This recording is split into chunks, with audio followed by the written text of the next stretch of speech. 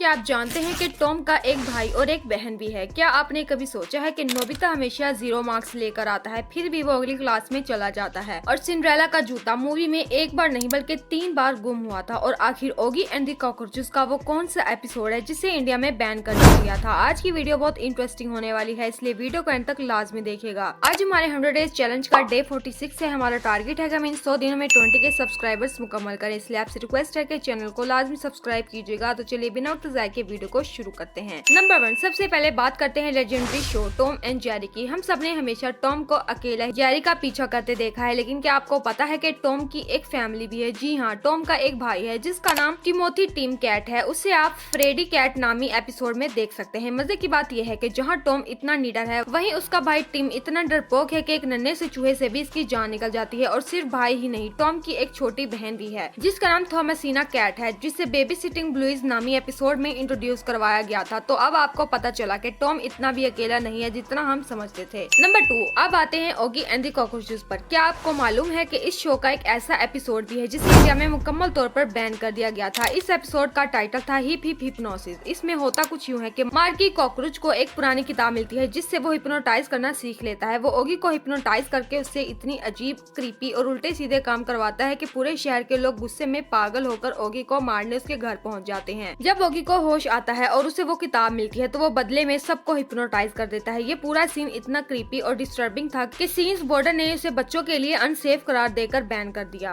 Number 3, Doraemon तो हम सबका ऑल टाइम फेवरेट है, लेकिन एक सवाल हम सब के जहन में आता है कि नोबिता हर टेस्ट में 0 मार्क्स लाता है, फिर भी वो अगली क्लास में कैसे चला जाता है? क्या ये डोरेमोन का कोई गैजेट है? जी नहीं, इसके पीछे जापान का एक रियल लाइफ स्कूल रूल है। जापान में एक कानून है कि प्राइमरी लेवल यानी ग्रेड 5 तक किसी भी बच्चे को फेल नहीं किया जाता, चाहे उसके मार्क्स कितने ही बुरे क्यों ना हो। उनका मानना है कि छोटे बच्चों को फेल करके उनका सेल्फ कॉन्फिडेंस खत्म हो जाता है। तो जनाब, नोबिता की किस्मत सिर्फ डोरेमोन की वजह से नहीं बल्कि जापानी कानून की वजह से भी चमक रही है। नंबर 4, आपने कभी गौर किया है कि चाहे वो ओगी हो, मिकी माउस हो या डोनाल्ड डक, ये सब हमेशा सफेद ग्लव्स क्यों पहनते हैं और इनके हाथों में सिर्फ 4 उंगलियां ही क्यों होती हैं? इसके पीछे एक बहुत बड़ी लॉजिक है। पुराने जमाने में जब एनिमेशन हाथ से ड्रॉ की जाती थी तो 5 उंगलियां बनाना और उन्हें मूव करवाना बहुत मुश्किल और टाइम कंज्यूमिंग होता था। एनिमेटर्स का वक्त और पैसा बचाने के लिए उन्होंने 4 उंगलियां बनाना शुरू कर दी। और व्हाइट ग्लव्स इसलिए पहनाए गए ताकि ब्लैक एंड व्हाइट स्क्रीन पर हाथ जिस्म के साथ मिक्स न हो और व्यूवर्स को उनके हाथ की मूवमेंट साफ नजर आए। ये एक स्मार्ट एनिमेशन ट्रिक था जो आज भी चल रहा है। नंबर 5, शिजुका को हम सब एक बहुत ही प्यारी, सुलझी हुई और बहादुर लड़की समझते हैं, लेकिन इसका एक बहुत बड़ा डर है और वो है हॉरर मूवीज। जब भी शिजुका कोई डरावनी फिल्म देखती है तो वो कई हफ्तों तक खौफजदा रहती है। लेकिन इससे भी ज्यादा इंटरेस्टिंग बात यह है कि शिजुका को स्वीट पोटैटोज यानी शकरकंदी बेहद पसंद है, लेकिन वो उसे सबके सामने खाने से शर्माती है। जापानी कल्चर लड़कियों का शकरकंदी खाना थोड़ा एम्बैरेसिंग समझा जाता है क्योंकि इससे डाइजेस्टिव इश्यूज हो सकते हैं, इसलिए वो उसे हमेशा छुप कर अकेले में खाना पसंद करती है। नंबर 6, अगर आपने फिनिस एंड फर्ब देखा है तो आपने नोटिस किया होगा कि इनके चेहरे बहुत ही अजीब शेप्स के हैं। फिनिस का सर परफेक्ट ट्रायंगल है और फर्ब का सर एक रेक्टेंगल की तरह है। ये डिजाइन जानबूझकर बनाया गया ताकि अगर कोई बच्चा उन्हें पेपर पर ड्रॉ करना चाहे तो सिर्फ शेप्स की मदद से उन्हें पहचान सके। इस शो में कैंडेस इनकी बड़ी बहन है, इनके पेरेंट्स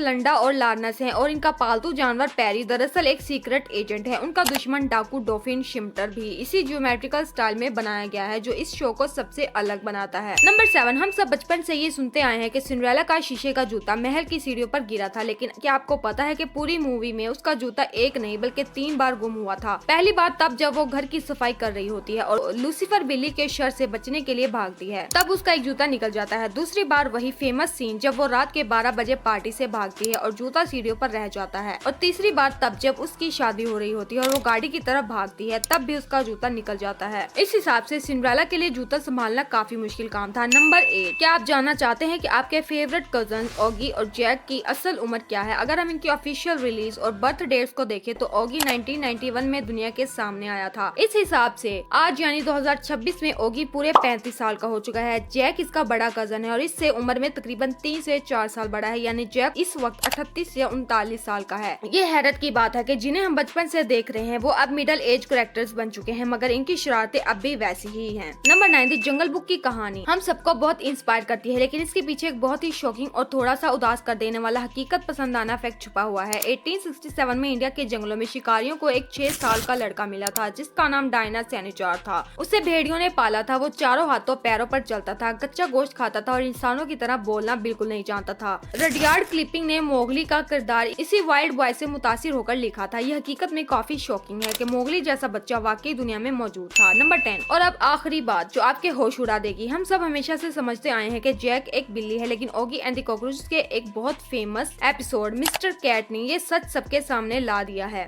इस एपिसोड में एक कैट कंपटीशन होता है जिसमें जैक भी हिस्सा लेने के लिए लाइन में खड़ा होता है, लेकिन जब जैक की बारी आती है तो काउंटर पर मौजूद लड़की उसे साफ मना कर देती है और कहती है कि यहाँ सिर्फ बिल्लियां अलाउड हैं, शेर नहीं। इस एक जुमले ने साबित कर दिया कि जैक दरअसल एक पालतू बिल्ला नहीं बल्कि एक शेर है, इसलिए वो इतना मस्कुलर है, उसे इतना गुस्सा आता है और वो ओगी से इतना मुख्तलिफ नजर आता है। तो नाज़रीन, आज की वीडियो में बस इतना ही। मजीद इस तरह की अमेजिंग वीडियोस के लिए हमारे चैनल को सब्सक्राइब करें और साथ ही बेल आइकन को भी क्लिक करें ताकि हमारी आने वाली वीडियो का नोटिफिकेशन सबसे पहले आपके पास आए।